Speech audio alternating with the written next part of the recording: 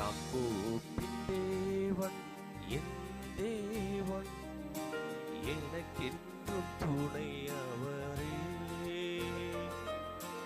என்னாலும் நடத்துவாரே. யாக்கோபின் தேவன் என் தேவன், எனக்கென்றும் துணையவரே.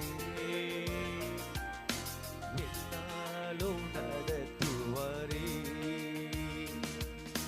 யாக்கோபின் தேவன் என் தேவன், எனக்கென்றும் துணையவரே. என்னாலும் நடத்துவாரே.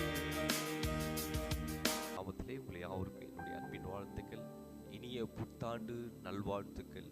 Happy new year.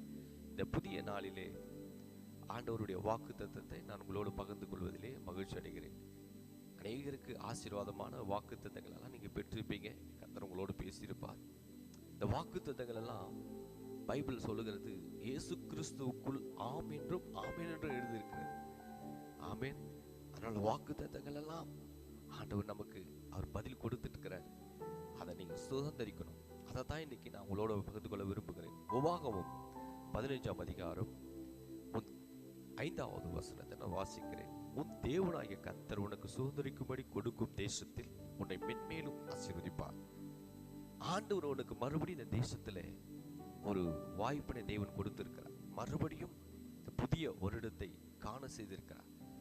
ஆண்டவர் கொடுத்த அந்த வாக்கு தத்தங்களை நம்ம சுதந்திரிக்கும்படி அதை தேவன் நமக்கு சொல்லுகிறார்.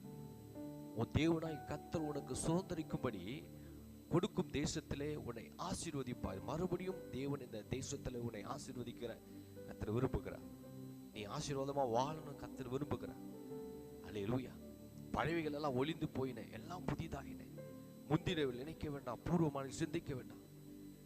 ஆண்டவர் புதிய காரியங்களை செய்வார். இந்த வருடத்திலே தேவன் உங்களுக்கு அற்புதங்களை செய்வார். இந்த தேசத்தில் சுதந்திரிக்கும்படி மறுபடியும் தேவன் இந்த தேசத்திலே உன்னை ஆசீர்வதிக்கும்படி தேவன் இந்த நாளிலே இந்த வீடியோ மூலமாய் கர்த்தர் நம்மோடு பேசுகிறார். அல்லேலூயா. அது மாத்திரமில்லை, 6வது வசனம் சொல்லுகிறது, உன் தேவனாகிய கர்த்தர் உனக்கு சொன்னபடியே உன்னை ஆசீர்வதிப்பதனால் நீ அநேக ஜாதிகளுக்கு கடன் கொடுப்பாய். நீயோ கடன் வாங்குவதில்லை. நீ அநேக ஜாதிகளை ஆளுவாய். உன்னையோ அவர்கள் ஆளுவதில்லை. 2வதாக தேவன் நம்மை கடன் கொடுக்கிறவனாய் கர்த்தர் மாத்துறார். ஆமென். அது எப்படி ஆகும் அப்படின்னு நீங்க நினைக்கலாம். ஆகும். அவர் சொன்ன வாக்கு தத்தத்தை நீங்க சுதந்திரிக்கும் போது நிச்சயமாக உங்க காரியங்களை கர்த்தர் வாய்க்க செய்வார். 2026 ஆண்டு